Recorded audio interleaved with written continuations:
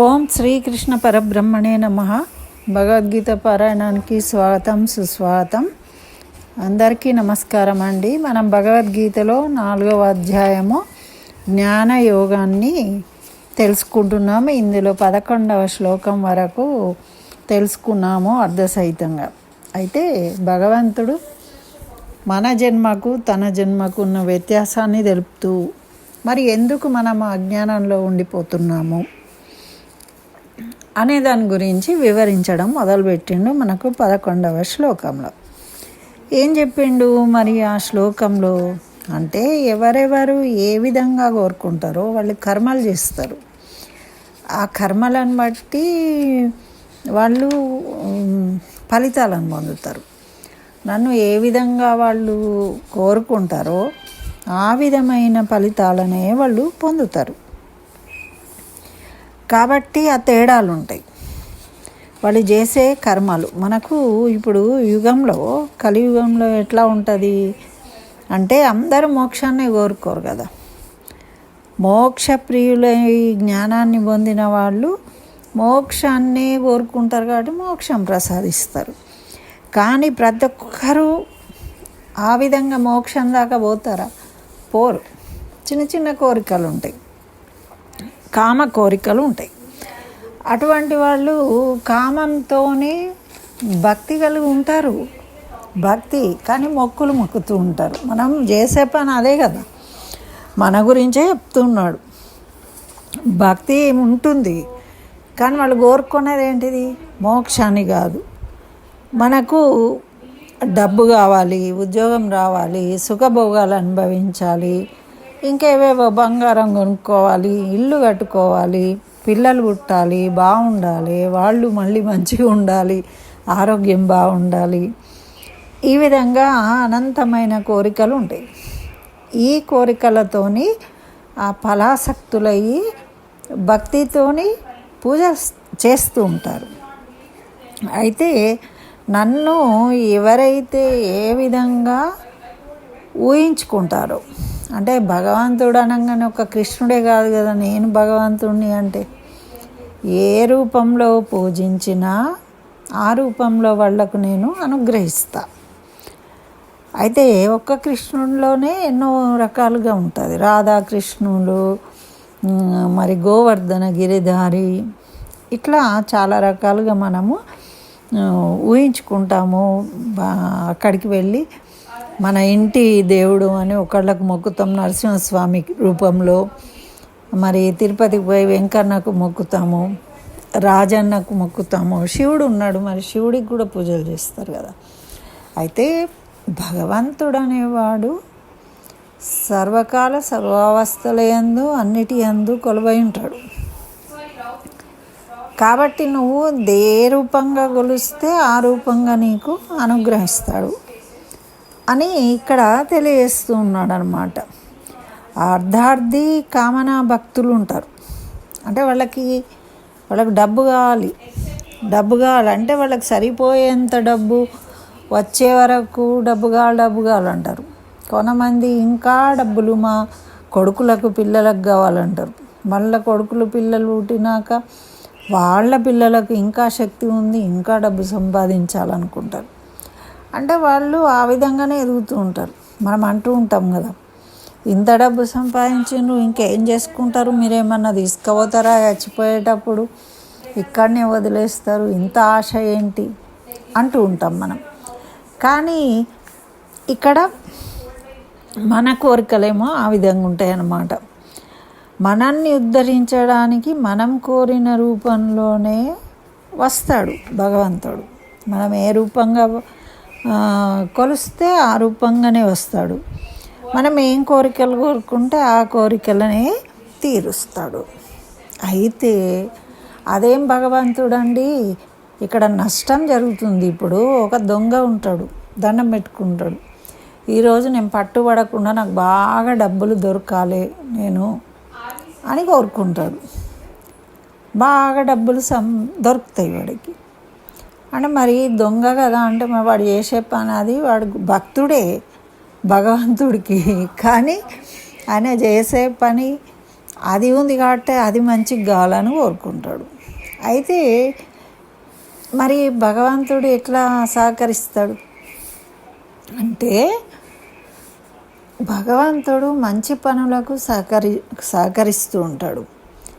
వీడు ఎప్పుడైతే తను డబ్బులు అన్యాయంగా సంపాదించిన వాళ్ళ దగ్గర దొంగతనం చేసుకొని వీడు బతుకుతూ ఉన్నాడు అనుకోండి, అప్పుడు భగవంతుడు ఏమీ చేయడు, సరే తీసుకో అంటాడు. కానీ కష్టపడి పాపం వాళ్ళు సంపాదించుకున్న డబ్బులు వీడు దొంగతనం చేస్తా అని పోతాడు అనుకోండి, అప్పుడు వీడిని పోలీసుకు పట్టిస్తాడు, దేవుడికి మొక్కిపోయినా కూడా. ఎందుకు అంటే వాడు ఇతరులను అన్యాయం చేయడానికి ఊరుకున్నాడు కాబట్టి వాడికి ఆ రకంగా శిక్షిస్తాడు.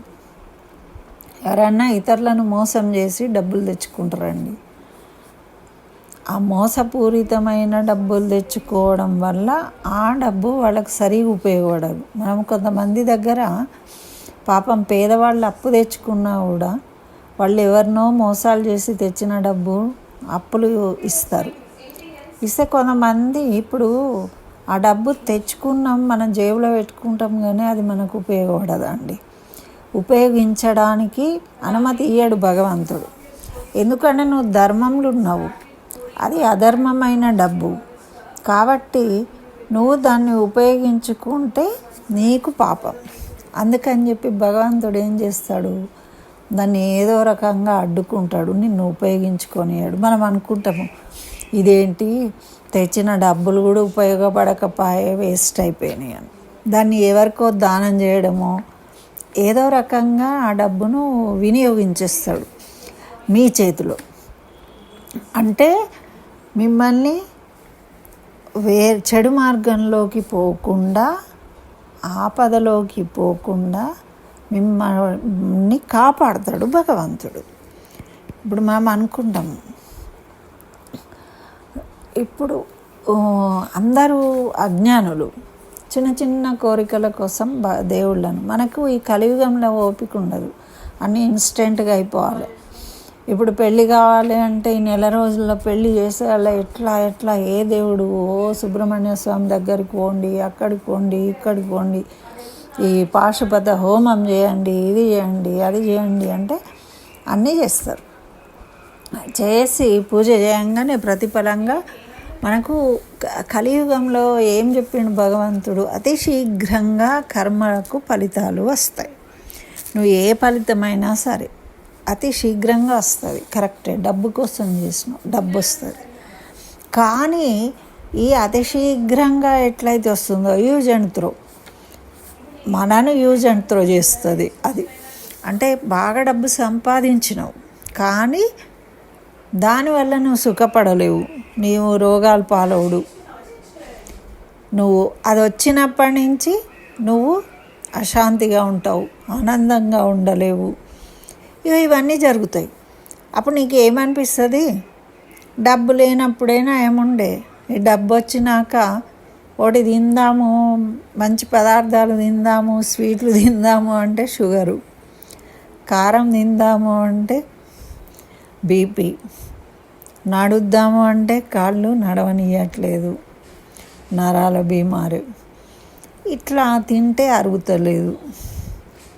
మరి ఏం లాభం అండి, మీకు డబ్బు వచ్చింది కదా అంటే అతి శీఘ్రంగా రావడానికి చేస్తే వచ్చిన ఫలితం అనేది ఒక్కొక్కసారి ఏదో రకంగా అది మనకు ఉపయోగపడకుండానే పోతుంది. నడమంత్రం సిరి అంటూ ఉంటాం మనం.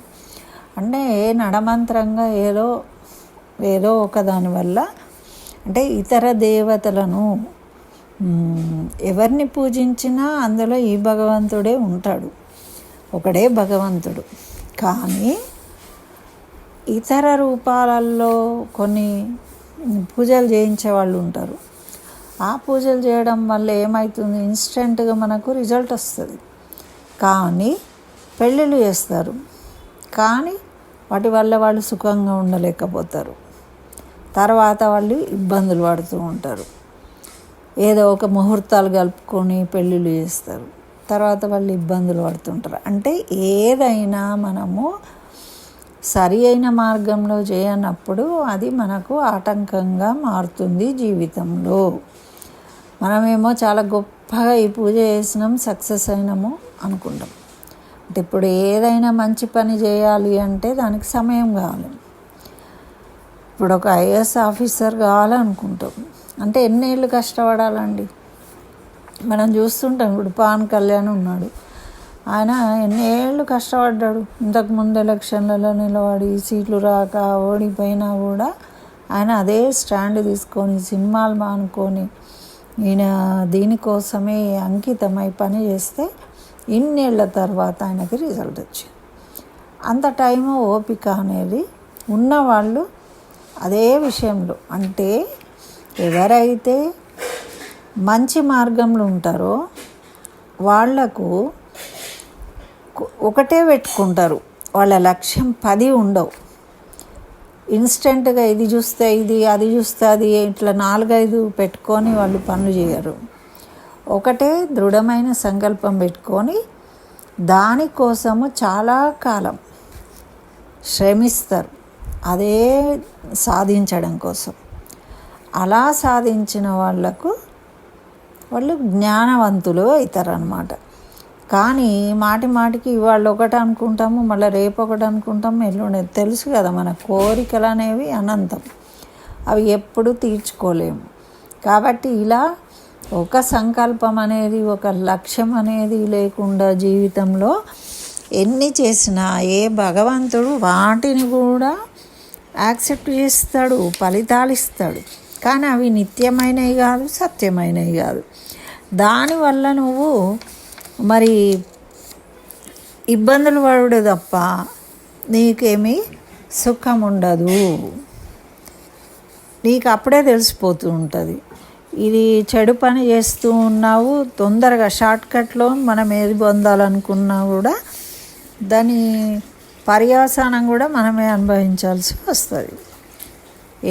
ఏదైనా తొందరపడి చేయాలి అంటే, అన్నం ఉడకాలంటే దానికి ఎంత టైం అవసరమో అంత టైం ఉంచితే అది మనకు తినడానికి యోగ్యంగా తయారవుతుంది, జీర్ణం అవుతుంది, మన శరీరానికి శక్తినిస్తుంది. అంతేగాని తొందరగా అయిపోవాలి అని దాన్ని సగం ఉడికినప్పుడు తింటే అది నిరుపయోగం అవుతుంది. మన కడుపులో నొప్పి లేవడము మనకు శక్తిని ఇవ్వదు. అలా ఏదో ఒకటి షార్ట్కట్లో మనం ఏదో సంపాదించాలి, ఏదో చేయాలి అని మన కోరికల కోసం, కామ కోరికల కోసము చేసే పూజల వల్ల మనకు సుఖము అనేది ఉండదు. ఫలితాలు ఉంటాయి, పొందుతారు, కానీ ఆ ఫలితం వల్ల మనము ఆనందం కన్నా దుఃఖాన్ని పొందుతాము అని ఇక్కడ ఈ శ్లోకం ద్వారా తెలియజేసిండనమాట. ఇప్పుడు మనము ఈ 12వ శ్లోకాన్ని చదువుదాం. కాంక్షంతః కర్మణాం సిద్ధిం యజంత ఇహ దేవతాః క్షిప్రం హి మానుషే లోకే సిద్ధిర్భవతి కర్మజా. అంటే దీని అర్థం ఏంటి? కర్మ ఫలములను ఆశించే మానవులు దేవతలను పూజిస్తారు. మానవ లోకంలో ఎలా ఉంటుంది? కర్మఫలం శీఘ్రంగా కలుగుతుంది. కర్మలు చేసేదే ఫలములను ఆశించి చేస్తారు. ఆ కర్మలు కూడా భగవంతుణ్ణి ఆరాధించాలి అనే భావన ఉండదు. భగవంతుణ్ణి ఎందుకు ఆరాధిస్తారు అంటే కోరికలను పొందడం కోసము, తీర్చుకోవడం కోసమని ఆరాధిస్తారన్నమాట. అట్లా భగవంతునికి సంబంధించిన అవగాహన, భగవంతుడు నిత్యుడు, సత్యమైనవాడు, మన మోక్షాన్ని పొందాలి అని చేసేవాళ్ళు జ్ఞానులు. కానీ అల్పమైన కోరికల కోసము భగవంతుణ్ణి ఆరాధించినప్పుడు వాళ్ళు కర్మ ఫలాన్ని శీఘ్రంగా పొందుతారు. కానీ దానివల్ల వీళ్ళకి కష్టాలు దుఃఖము అనేది కలుగుతుంది అని చెప్తున్నారు. నిత్య సుఖం అనేది ఒకటి, నిత్యమైన సుఖం ఎప్పుడు కలుగుతుంది? మనం మోక్షం పొందినప్పుడు. అంటే ఈ కోరికలు అనేవి అన్నిటినీ సమభావంతో చూడగలిగినప్పుడు, ప్రత్యేకంగా కోరికలు అనే వాటిని కోరుకునే స్థితికి చేరుకున్నప్పుడు, దేన్ని కూడా విషయాల పట్ల ఆసక్తి లేనప్పుడు మనం ఆనందంగా ఉంటాం. ఏది చూసినా వెంటనే అది నాకు కావాలి అని కోరుకున్నప్పుడు దానివల్ల దుఃఖము ఉంటుంది. ఒకవేళ సుఖం కలిగినా అది కొంతకాలమే ఉంటుంది, మళ్ళీ ఇంకోటి కోరుకోబుద్ధి అవుతుంది. దానివల్ల ఏముంటుంది? ఎప్పుడు మనం వెంపర్లాడడమే ఉంటుంది అన్నమాట.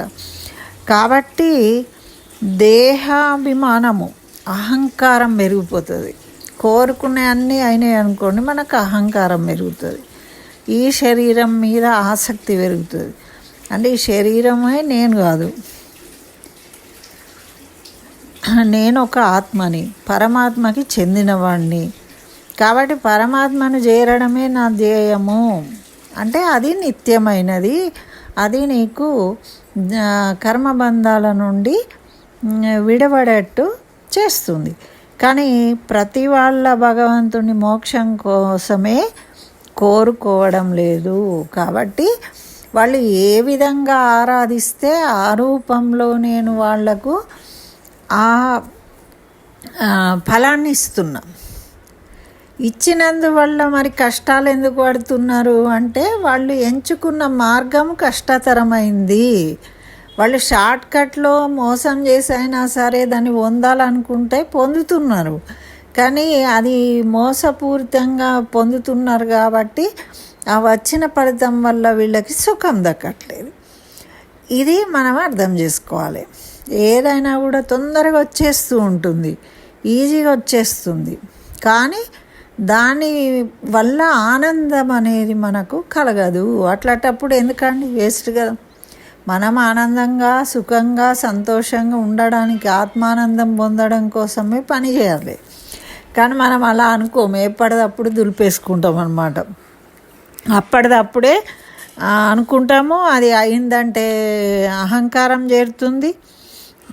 మనోవాంఛలన్నీ తీర్చుకుంటున్నాము అనగానే, భగవంతుడు మనకు అన్ని కోరికలు నెరవేరుస్తున్నాడు అనగానే మనకు అహంకారం వచ్చేస్తుంది. దాంతో మనము దాని పట్లనే ఆసక్తిని పెంచుకుంటాము. ఇక అప్పుడు ఉపన్యాసాలు ఇస్తారు, భగవంతుడు లేడు, దేవుడు లేడు, ఎవరు లేడు, నువ్వు చేస్తా అంటే అయిపోతుంది, అట్లా ఇట్లా అని మాట్లాడతాం. మనకి ఏదన్నా ఎదురు దెబ్బ తాకింది, పని కాలేదు, అప్పుడేమంటాం మళ్ళీ, దేవుడా నాకెందుకు ఇట్లా చేసినావు అని ఏడ్చుకుంటూ కూర్చుంటాం అన్నమాట. అట్లనే మనసులు కూడా కొంతవరకే ఆలోచిస్తాయి. కొన్ని మంచిగా అయిపోతూ ఉన్నాయి అనుకోండి, మనం పట్టించుకోము. కొన్ని ఆటోమేటిక్గా కొన్ని పనులు మంచిగా కాగానే 4 పనులు చేస్తే 4 పనులలో 5వ పని చూడకుండానే చేసేస్తాము, అక్కడ పొరపాటు జరుగుతుంది. దానివల్ల ముందు చేసిన 3 పనుల వల్ల నీకు కలిగిన లాభం అనేది నష్టమైపోతుంది. ఇది మానవులకు ఉండే సహజ లక్షణం అన్నమాట. అంటే 3 పనులు నువ్వు విజయవంతంగా కంప్లీట్ చేసిన, ఇక అయిపోయింది, దాటేసిన అనుకుంటావు, లాస్ట్ వరకు పోయే వరకు అక్కడ మిస్టేక్ జరిగినందువల్ల ఏమవుతుంది, ముందు చేసిన 3 పనులు కూడా వేస్ట్ అయిపోతాయి అన్నమాట. అక్కడ దానివల్ల అంటే కళ్ళు చూడలేవు. అప్పుడు మనం ఏం చేస్తాము, చూడలేని వస్తువులు మన కళ్ళు కనబడుతున్నా అంటే కళ్ళద్దాలు పెట్టుకుంటాం, చూడగలుగుతాం. అంటే ఇది ఏంటి, విచారించి మనకు లేని శక్తిని తెచ్చుకుని దాన్ని ఉపయోగించుకుంటున్నాం. అట్లనే మనకు కనబడని భగవంతుడు ఉన్నాడు, ఆయన ఇవన్నీ చేస్తాడు అనే ఆలోచన అనేది కూడా పైన మనసు పైన ఆలోచనలతోనే ఆటలాడుకుంటూ వెళ్ళిపోతుంది, అంత డీప్గా వెళ్ళట్లేదు అన్నమాట. అయితే ఇంకొక మంచి ఉదాహరణ చెప్పుకుందాం దీనికి. మనం షార్ట్ కట్లో పోతున్నాము అంటే మనకి ఇప్పుడు టికెట్లు దొరకట్లేవు, సినిమా చూడాలని ఉందండి, బ్లాక్ టికెట్ కొనుక్కుంటాం. మళ్ళీ బ్లాక్లో టికెట్లు పైసలు ఎక్కువ పెట్టి కొంటాం. అంటే ఇక్కడ ఏమవుతుంది, సినిమా చూస్తావు, లైన్లో నిలబడి పోయినోడు టికెట్ కొనుక్కొని సినిమా చూస్తాడు, దొరకనోడు దొరకకుండా వెళ్ళిపోతాడు. కానీ మనం పైసలు ఎక్కువ పెట్టుకొని పోయి చూసాం. అంటే ఇక్కడ ఏమవుతుంది, అది రాంగ్ అని తెలిసినా మనం చేస్తున్నామంటే మన శీలము అనేది పొల్యూటెడ్ అయిపోతుంది, కలుషితం అవుతుంది. అందులో స్వచ్ఛత లేదు. మనకి న్యాయంగా ఎలా కొనుక్కోవాలో అలా కొనుక్కుని మనము ప్రయాణం చేసేటట్టు లేమన్నమాట. ఇలాంటి ఎన్నో చేస్తూ ఉంటాము. ఇప్పుడు ట్రైన్లలో ఎక్కుతాము, రాంగ్ బోగీలు ఎక్కున్నందుకు పెనాల్టీ కడతాం. అంటే పెనాల్టీ కట్టినాం కదా, అయిపోయింది. కానీ అన్ని విషయాల్లో అదే నడవదు. ఓసారి రాంగ్ స్టెప్ వేసిన తర్వాత దాని రిజల్ట్ లాంగ్ టైంలో మనకు ఎఫెక్ట్ ఇచ్చేవి ఉంటాయి. ఇప్పుడు డబ్బు లాస్ అయినామనుకోండి, ఏమవుతుంది, అది ఎన్నో రోజులకు మన ప్రభావం చూపిస్తుంది మన మీద. కొన్ని చిన్న చిన్న విషయాలు అంటే వీటిల్లో ఏం జరుగుతుంది, అది రాంగ్ అని తెలిసినా మనం చేసుకుంటూ పోతున్నాము అంటే మనం 100% స్వచ్ఛమైన పనులు చేయట్లేదు, రాంగ్ పనులే చేస్తున్నాము.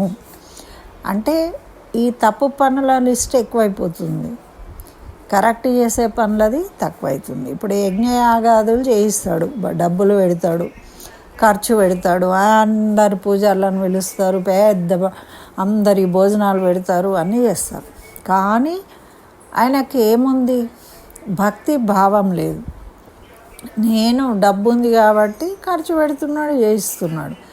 కానీ ఒక అతను ఉన్నాడు, భక్తిగా కూర్చొని ఒక చోట స్మరించుకుంటూ జపం చేసుకుంటూ ఉంటాడు.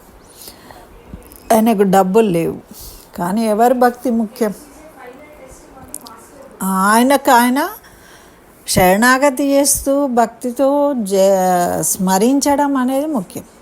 కానీ ఇక్కడ మరి ఆ డబ్బున్నోళ్ళు చేస్తే భక్తి కాదానండి అంటే, నువ్వు పర్సనల్గా కూర్చొని దాని నియమాలు పాటిస్తూ అక్కడ భగవంతుని యందు భక్తితోని నువ్వు ఆచరించాలి. ఆచరించినప్పుడు నీకు అది మంచి ఫలితాలను ఇస్తుంది.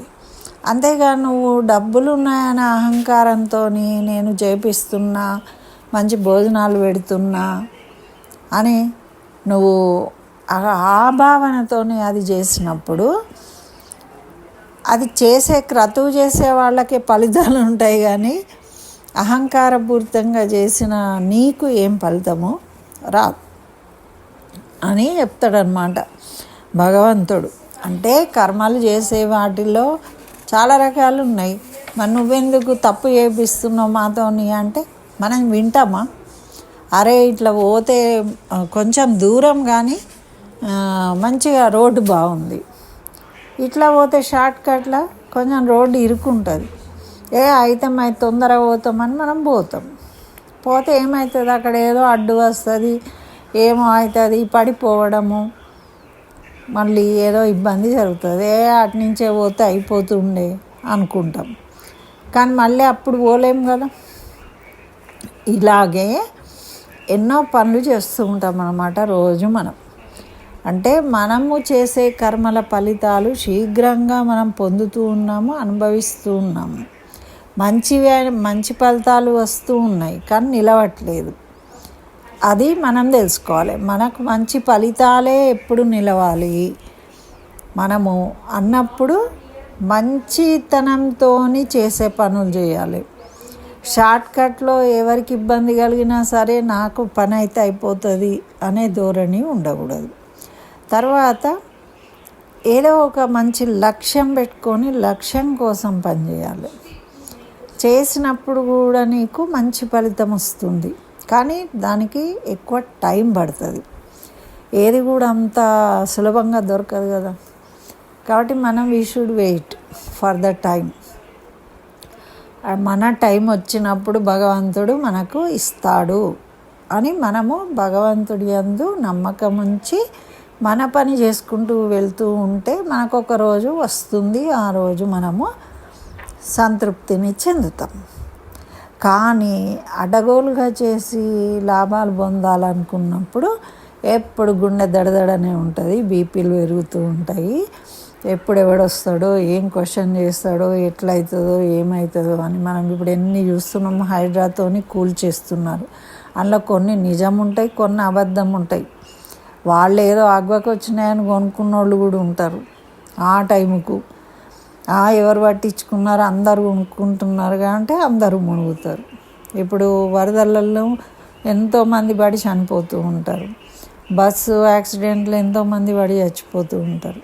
ఎట్లా అంటే ఇది మనం చేసుకున్న కర్మలు వల్ల మనకు ఆయుర్దాయం కూడా తగ్గిస్తాడు. అంటే మనము చేసే పనులు అంత విపరీతమైన పనులు చేసినప్పుడు ఇక ఇంతకన్నా ఎక్కువ శిక్ష వీడు అనుభవించలేడు ఇప్పుడు. కాబట్టి వాడి జీవితాన్ని ముగించేస్తాడు భగవంతుడు. మళ్ళా జన్మ తీసుకున్నాక మళ్ళా కర్మలు అనుభవించాలి. అందుకు ఆయుర్దాయం అనేది తగ్గుతుంది అన్నమాట. పుట్టినప్పుడు ఎంత ఆయుర్దాయం ఉంది ఎవరు చెప్పలేరు. మనం చేసే కర్మల వల్ల అంటే ఈ పరాభవనామ సంవత్సరం ఇదే హాయిగా ఎవరైతే అహంకారంగా ఉన్నారో, మేమే గొప్ప, ఎవరు గొప్ప కాదు అని ఎవరైతే అనుకుంటున్నారో అటువంటి వాళ్ళకు పరాభవాన్ని కలిగించేది కావాల్సిందే కదండి. అతి అహంకారం అనేది పనికిరాదు కదా. ఏదైనా అతి సర్వత్ర వర్జయేత్ అన్నారు మన వాళ్ళు. అందుకే మనము ఏది కూడా అతిగా చేయకూడదు, అతిగా మోసాలు చేయకూడదు, అతిగా బాధించకూడదు, అతిగా ఏది చేయకూడదు. అప్పుడు పరమాత్ముడు పరాభవాన్ని చూపిస్తాడు. ఈ పరాభవనామ సంవత్సరము అట్లా ఎవరైతే అతిగా మేము చాలా గొప్ప వాళ్ళమని విర్రవీగుతూ ఉన్నారో, అంటే ఏ స్థాయిలో అయినా, దేశాల స్థాయిలో కావచ్చు, దేశంలో కావచ్చు, అధికారులు కావచ్చు, ఎవరైనా ఇక నేను ఆడింది ఆట పాడింది వాట, నన్నెవడు అరిగేటోడు అని ఎవరైతే అహంకరిస్తారో అటువంటి వాళ్ళందరికీ ఇప్పుడు చుక్కలు చూపించే కాలం వస్తుంది అని. అంటే వాళ్ళు చేసిన పని ఫలితం ఇచ్చినట్ట మరి ఇవ్వనట్ట చెప్పండి. భగవంతుడు ఇచ్చిండు ఫలితము, కానీ మనము ఒక్కటి మనకు సంతృప్తి చెందినము. ఇవాళ మనకు అత్యవసరంగా పైసలు కావాల్సి వచ్చినాయండి, ఏదో ఒకటి చేసి మోసం చేసో తెచ్చుకున్నాము, లాభపడ్డాం. అయిన తర్వాత అయినా మనము బుద్ధి జ్ఞానం తెచ్చుకొని ఇంకోసారి ఆ పని చేయకుండా ఉంటే భగవంతుడు కాపాడతాడు కదా. కానీ మనం ఊరుకోము, మొన్న చేసినాం కదా, సరే ఇంకోసారి ఆ లాస్ట్కి ఏమవుతుంది, వాడు బెట్టింగ్లో పెడితే ఒక రాజు 700 వస్తాయి, తర్వాత 1000 రూపాయలు వస్తాయి, 60,000 వస్తాయి, తర్వాత లక్షలు పెట్టినప్పుడు వాడు మునిగిపోతాడు. అది రాంగ్ అని తెలిసి నువ్వు పోయినందువల్ల ఏమైంది, నష్టం జరిగిందా? అది భగవంతుడు చేసే పని. కాబట్టి ఒక్కసారి దెబ్బ తాకితే గుర్తుపెట్టుకొని మళ్ళీ అటువంటి పనులు చేయకుండా మనం సవరించుకోవాలి. అటువైపు వెళ్ళనేకూడదు. ఏది కూడా కష్టపడకుండా ఫ్రీగా రావాలని కోరుకోవద్దు. తక్కువ కష్టం చేసి ఎక్కువ లాభం రావాలని కోరుకోవద్దు. అది దీని ద్వారా మనం తెలుసుకోవాల్సిన విషయం. ఇదండి మరి ఈ శ్లోకానికి అర్థం. మరి ఇంకో శ్లోకంతో మళ్ళీ కలుసుకుందాం. స్వస్తి. సర్వం శ్రీకృష్ణ చరణారవిందార్పణమస్తు.